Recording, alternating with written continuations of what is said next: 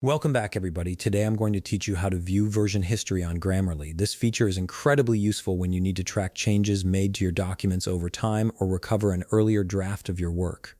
Let's jump right in and explore how you can access this valuable tool. Start by opening a browser window and navigate to www.grammarly.com. If you haven't signed in yet, go ahead and enter your login credentials now.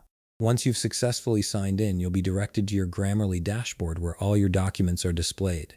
This is your central hub for managing everything you write with Grammarly.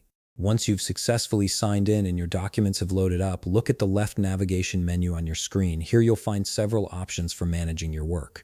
Click on Version History. This is where Grammarly stores all the revisions and updates made to your documents, making it easy to track how your writing has evolved over time. It's a powerful feature that ensures you never lose important changes or earlier versions of your work.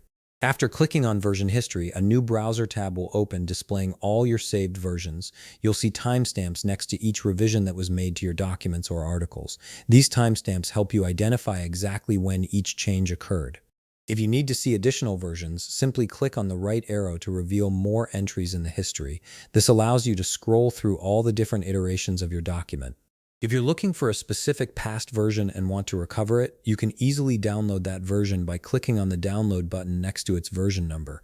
This gives you the flexibility to save older drafts separately or compare them with your current version outside of Grammarly. And there you have it. You've now learned how to access and navigate version history in Grammarly, giving you complete control over your document revisions. If you found this video helpful, please leave a like, subscribe, and see you in the next video.